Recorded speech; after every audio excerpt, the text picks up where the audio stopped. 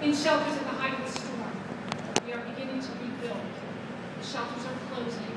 The sun is coming up again. We are going to be stronger, and with the help of the people standing behind me, the President of the United States, the Vice President of the United States, and everyone on a national level, I have no doubt that we will be able to do it. Certainly it will not be done overnight. Certainly it will not be done without a lot of cooperation on every level, but I am confident that it will be done. Thank you so much for having me. Thank you very much. Again, I'm Mayor Dawn Zimmer, and I want to welcome everyone to Hoboken. Most of all, I want to thank Vice President Biden for visiting and assessing some of the serious damage caused here, including to our path station, which is a vital transportation link for so many Hobokenites. The President, his administration, and Governor Christie and his team have been remarkable in terms of their bipartisan assistance in the aftermath of the storm, and I know they're committed for the long haul. So many people here in Hoboken had their homes and businesses severely damaged. I truly appreciate the administration's willingness to discuss the problems that exist with flood insurance so that we can make sure that people who buy insurance are not denied coverage simply because their apartment or business is a couple of steps below street level. I want to thank Senator Menendez and Senator Lautenberg for working with me to address this issue. The challenging reality is that government will not be able to cover all of Hoboken's losses. So we are setting up a nonprofit to help fill that gap with private donations. I want to encourage anyone listening who wants to help Hoboken to visit rebuildhoboken.org so we can help individuals and businesses get back on their feet. So thank you again. It's my great honor to welcome the Vice President of the United States, Joe Biden, along with Lieutenant Governor Guadagno, Senator Menendez, Senator Lautenberg, Congressman Sires here to Hoboken, along with our county executive who's here with us. Thank you so much for being here. Would you like to say I apologize? He's the Vice President. He can say whatever he wants. I want to welcome the Vice President Biden here to Hudson County and congratulate him on his win earlier this month. I live about a mile from here. I got here a little bit early and spent some time chatting with some of the folks out in front of the terminal. And, you know, one guy was from Louisiana, there was another guy from Georgia, there were people from Ohio here, and of course we got a pretty good friend from Delaware standing behind me. And it made me feel good as a Hudson County resident and as an American that in times of trouble we all came in together. Hudson County has been the economic engine that has been driving the state of New Jersey and the entire region for several decades at this point, and we will again. There's never any shame in getting knocked down. The only shame is if you don't get up.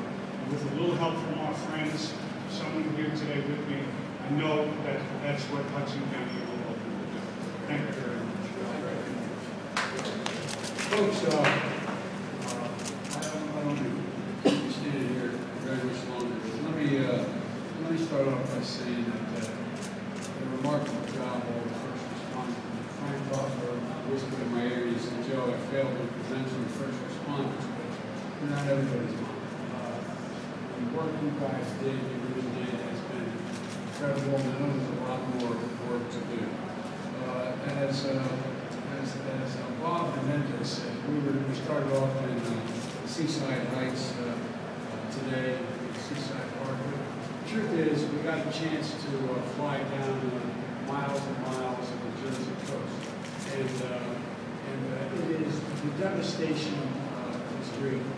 And when I spoke down in Seaside Heights, they lost their career, they lost their border, they lost the economic engine of that town. And I told them where I was going, and told them that this is not just about the beach, the shore, which it is a lot about, because this is a multi-billion-dollar industry tourism. But it's also about the heart is flying in a helicopter, and Bob was in my helicopter. I turned to a young man who's my main guy, and his name is Franny, and I said, Franny, usually they charge you for this helicopter ride.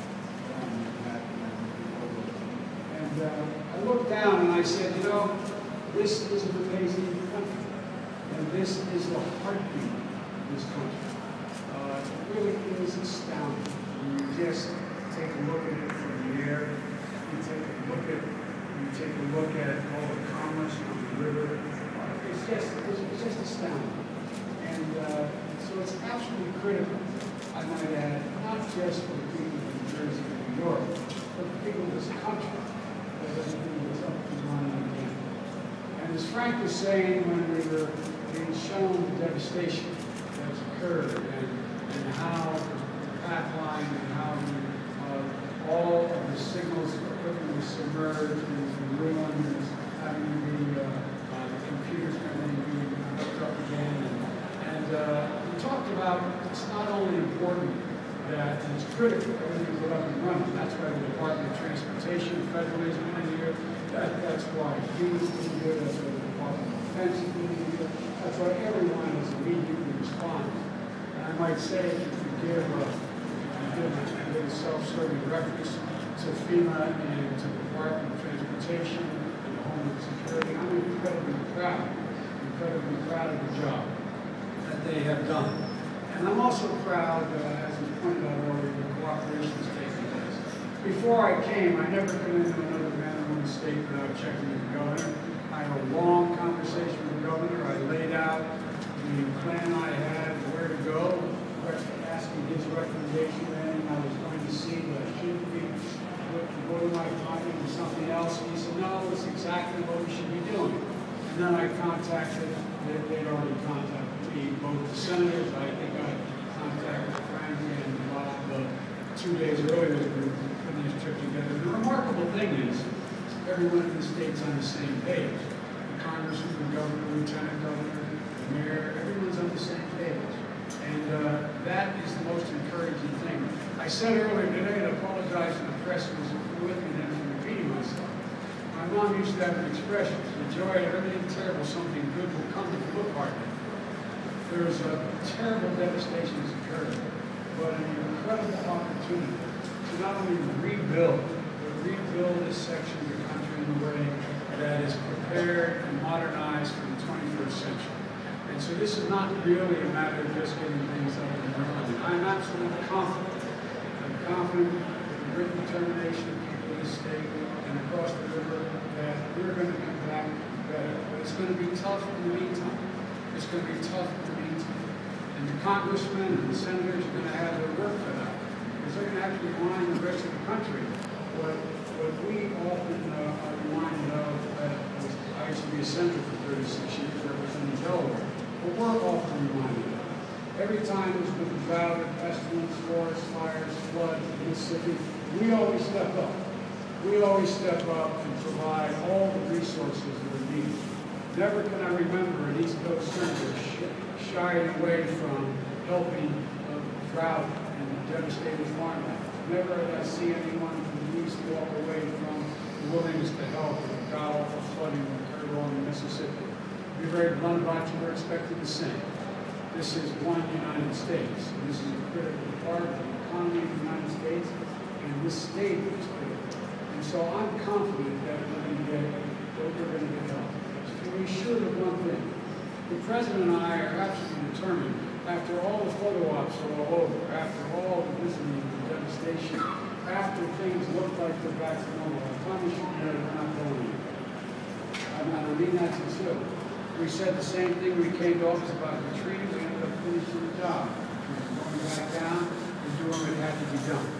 And so, ladies and gentlemen, when you take a look at, and I know a little bit about the tunnel system, not just the path tunnel system.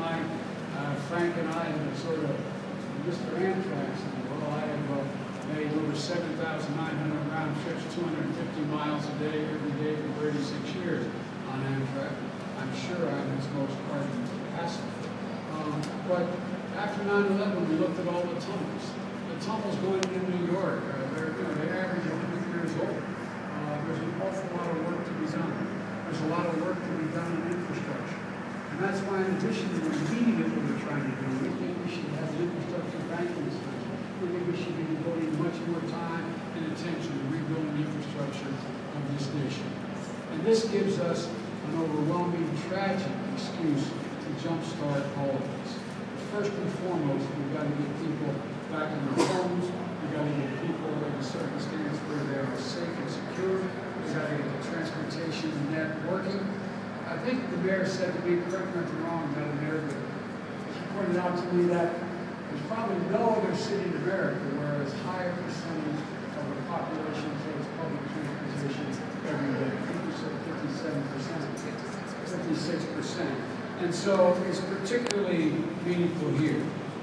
FEMA, the Department of Transportation, the Federal Trade Administration, they've all been engaged here. I promise you, they will stay engaged until the job's done. In the meantime, we're also working to make sure that commuters can get back to work, including literally hundreds of buses that FEMA has put on the road. I realize that requires a lot of coordination, but nonetheless, we want to do everything that we can. And I know that's only a temporary solution.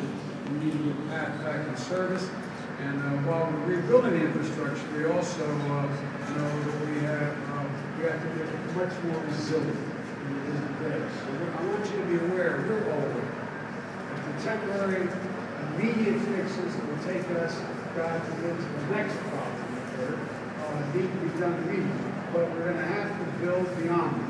We're going to have to build for the future. Unfortunately, I doubt whether this will be the last perfect storm. The East Coast seas and the uplift East Coast seas could have been Maryland and Delaware, where it was scheduled to strike first. It could have been Long Island that it hit first. It could have been further up in the Cape. So it will occur again, and we have to make sure that we're prepared. So we have to make permanent repairs as well, and that's going to take some real hard work and salesmanship on the part of my friends in Congress standing behind me and help the governor making the case as to why this is so essential for the whole nation.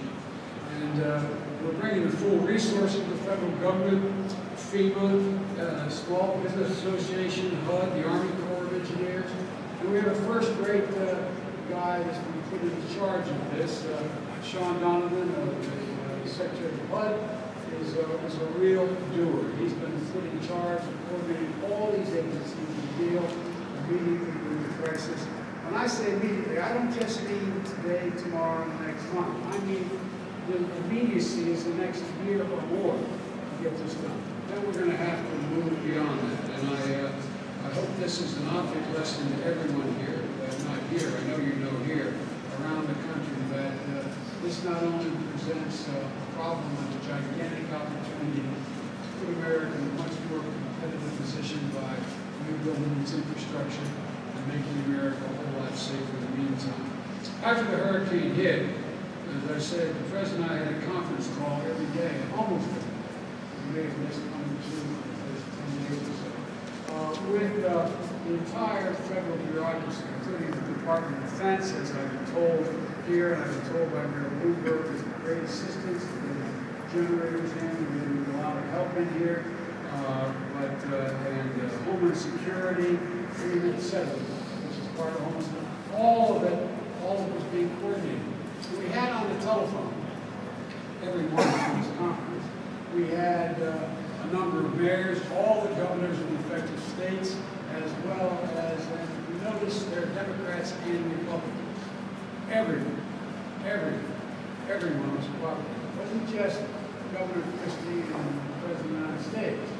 Everyone was cooperating.